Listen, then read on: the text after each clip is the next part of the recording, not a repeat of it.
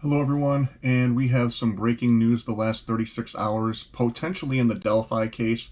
It turns out that Kegan Kline and his lawyers on Monday filed for and asked to receive a hearing to change his plea from not guilty to, I'm guessing, guilty in his CSAM case. Again, Kegan Kline has notified the court in the last 36 hours to change his plea from not guilty in his CSAM case. He'll be able to change that plea on March 30th, which had been the original date of his pretrial conference. Now, unfortunately, it seems like a lot of people out there are trying to wrongly assume that this has to be linked to the Delphi case. We don't know that definitively. Again, I want everybody to remember, because it says here that Richard Allen's jury trial was canceled. That was originally scheduled for March 20th. But what everybody doesn't realize is we already knew that that was going to be rescheduled from its original March 20th start date.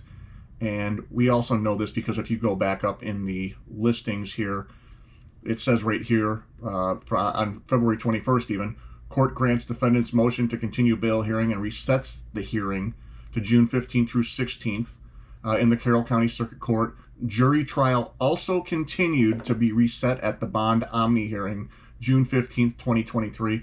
So at that June 15th bail hearing for Allen is when they're going to issue a new trial date.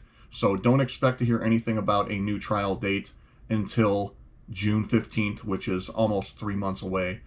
Again, a lot of people out there were jumping to the conclusion that this is why it said canceled jury trial for Richard Allen here. Again, that was already slated to happen a month ago, if you look back up in the history here. So, again, maybe there is something, however, that either Richard Allen, Kegan Kline, or both have been confronted with that points to one or both of their guilt in their respective cases. We don't know. Again, we're going to have to let this play out.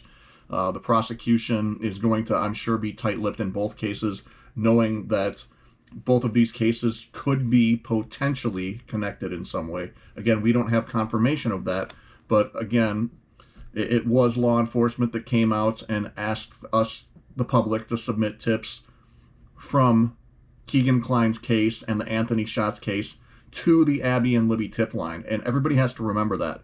They asked specifically for tips from Kegan Kline's Anthony Schatz accounts go to the Abby and Libby tip line way back when they released all of that information. So I still have every bit of reason to believe that law enforcement thinks that there is some sort of a Kline connection, just based on, my source that I interviewed that was jailed with Kline, etc., etc. But again, I have no definitive proof that either of these two things here going on right now or Kline's change in plea has anything to do with the Delphi case specifically. That will just have to reveal itself over time as to whether or not that's the case.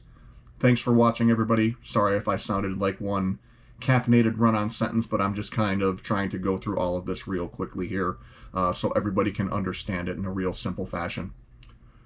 Thanks, and just let me know in the comments what you think, if you think there's any relation to Kline changing his plea, or if that has anything to do with the Delphi case potentially.